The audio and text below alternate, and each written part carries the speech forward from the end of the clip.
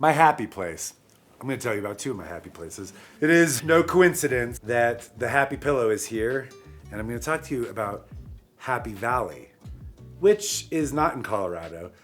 But if you've ever wanted to live right up next to the mountains in a growing city with a good population with a lot of stuff going on, you've probably looked at Provo, Utah, at least I have, and you've probably also looked at Colorado Springs. And so how to decide between the two? Because I have a personal affinity to both. I love both cities a lot, and I've lived in both of them. So we'll let the data speak for itself.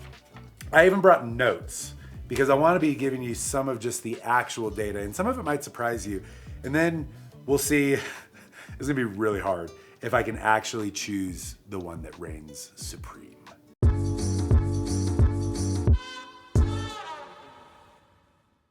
So Utah County, if we just look at Utah County and El Paso County, I think that's a more accurate look, at least initially, because if you just take Provo, while some people consider Provo-Orem to be the same thing, whereas the same thing happens in Colorado Springs, where it's like Colorado Springs and surrounding areas. Like Manitou is not a part of Colorado Springs. We'll add it into the population where it serves us. And we'll also add in like Fountain and Widefield and Peyton. Peyton's kind of way out there. Falcon is what I meant. So first off, I think it is actually pretty crazy, but it doesn't really surprise me. Utah County has about 650,000 people in the county, and El Paso County is, according to this, is actually less, but this says it's about 500,000. And I'll tell you which one feels busier is 100% Utah County. Utah County has built that north-south running highway, I think it's I-15, and it is like a 5-lane highway now. And like we talk about bad traffic here, but that 5-lane highway is always super busy. It is always super packed. That place feels extremely densely populated. We get a lot of clients that want to come out here and they want to move to Colorado Springs because they want a little bit of space, because that actually still does exist here. Whereas in Provo, getting like decent lot sizes is really hard. And a lot of the Provo-Orem area, in my opinion, really feels like just stacked on top. But that being said, there is a lot to do. I think when you look at just total number of restaurants available, what you have in Provo far outweighs here, which we'll get to a little bit of why that is later. Okay, so let's talk affordability. This one actually really surprised me.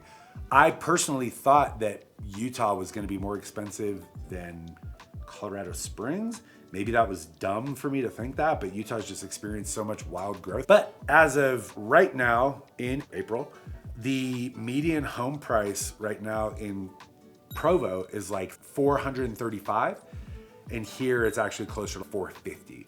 So a little bit more affordable there. And then when you look at all the numbers and you stack all that stuff, like unemployment is a tick lower in Provo than it is in Colorado Springs, which is pretty good nationwide here. So that's not that surprising. And within 0.2, it's basically the same. The median household income, however, is actually, it's about 10% higher in Provo, Utah as well. So when you add those things together, it really isn't that surprising that when you look on Forbes.com and you compare the affordability of the two places, it is actually, it says it's 1% because they won't give you like fractions, but it says it's 1% more affordable in Provo, Utah. Higher income, lower unemployment, median house price still a little bit lower. I guess that really surprised me. I thought that based on what I had been seeing in the astronomical growth in just Utah County and Salt Lake County over the last couple of years, I actually thought that was gonna be flip-flopped, and I didn't think that they would be within 1%, but here I am, wrong. Now, what about the towns? Because anybody can look up data, but I'll just tell you kind of my personal experience with the two towns. I lived in Provo for about 4 or 5 years. We went to college there, and it actually reminds me a lot of this place, of Colorado Springs, because there's trails everywhere. You're right at the foot of the mountains. That's actually something that really catches people off guard with Denver, for example, is they think that they're gonna move to Denver and they're gonna be tucked up right under the mountains. All the pictures of Denver, and it's got like the mountains, the whole front range in the background, but it's like way far away unless you live like on the west side of town for real. But Provo, like you're right in what is called Happy Valley. You're right up next to the Wasatch Range. It is beautiful. We used to do what we called Summit Sunday. So every Sunday it was go to church in the morning, and in the afternoon it was find a new mountain, go climb it. If not climbing the whole mountain, then find a trail, find a waterfall, find something to do. But you know what? We do the same thing here in Colorado Springs. Even in town, I think there's way more green space and open space in Colorado Springs than in Provo. Provo also has Utah Lake. So, that takes up a pretty big portion of the territory there. But here we've got Garden of the Gods, you've got Red Rocks Open Space, Palmer Park, High Chaparral, I don't even know if that's how you say it, Park. And there's like endless acreage of trails for trail running or dogs or people bike on them. I always see the signs for equestrian, although I've never seen a horse on any of those trails. I don't necessarily want to see a horse on one of those trails, but it's a thing if that's what you want to do. So as far as like outdoor activities, gosh, it's 6 of one, half dozen of the other, right? Like you've got the Wasatch, the best snow on earth, purportedly. Tons of ski resorts, snowboard areas, also backcountry, hunting, equally insane in both states, right? We've got a lot of the same wildlife, a lot of the same opportunities.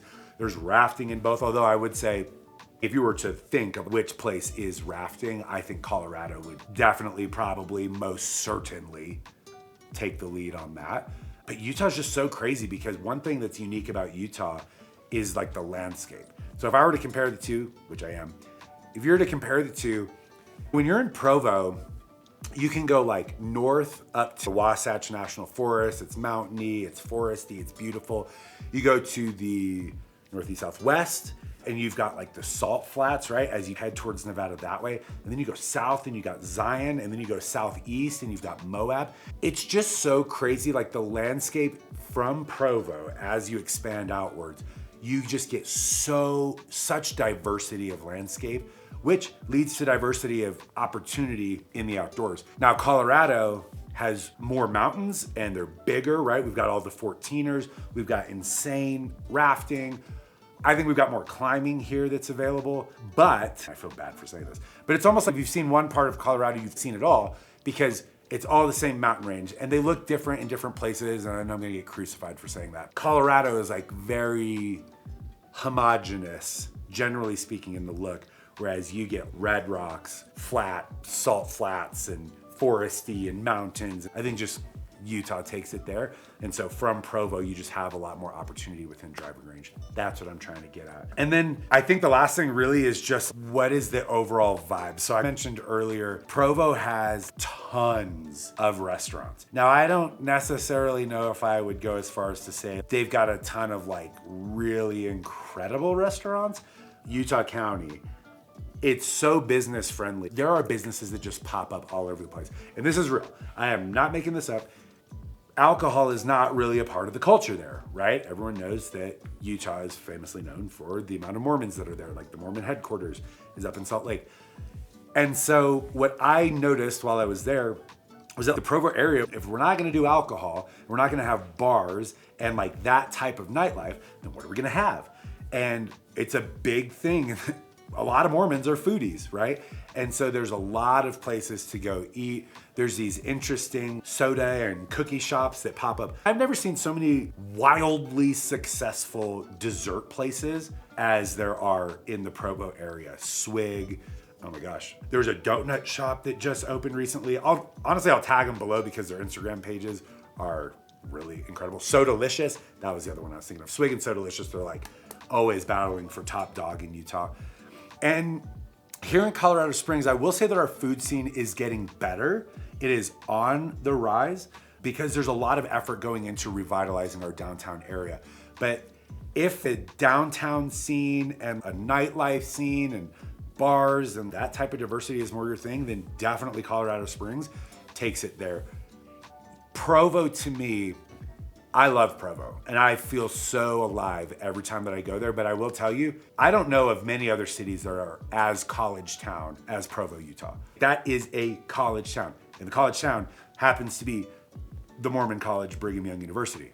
Happens to be where I graduated from. Colorado Springs, yeah, we've got a college here. I wouldn't really consider it a college town. However, the downtown area is curated a little bit for the age demographic. There's a lot more bars. There's a lot better nightlife down here. I feel like there's always something going on, and they're continuing to bring stuff in to keep the millennial generation entertained, as it were. Which one ultimately reigns supreme? I think if you're just looking at data, I think that the answer is Provo, right? Better business opportunity, affordability, cost of living. I think it's pretty strict. The crime is literally half, like exactly half as it is in Colorado Springs. So I think that's pretty irrefutable. However, gosh, Colorado Springs, it has the nightlife. It has a little bit more diversity for everybody. It's got this feel where it's like a little bit more grown up. It's a little less like I'm just being overrun by college students, but the jury's kind of out. I've had some of the best years of my life in Colorado Springs, and I've certainly had some of the best years of my life in Provo, Utah.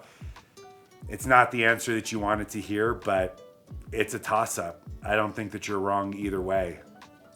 So you're just gonna have to go visit both. If you disagree, I'd like to hear your thoughts in the comments, but I'm not bullshitting, I have a really hard time choosing between the two. So I'm just gonna throw it a toss-up, and I'm just gonna continue to live in one of the two and visit the other one as often as possible, because that's what brings me the most happiness. See you guys.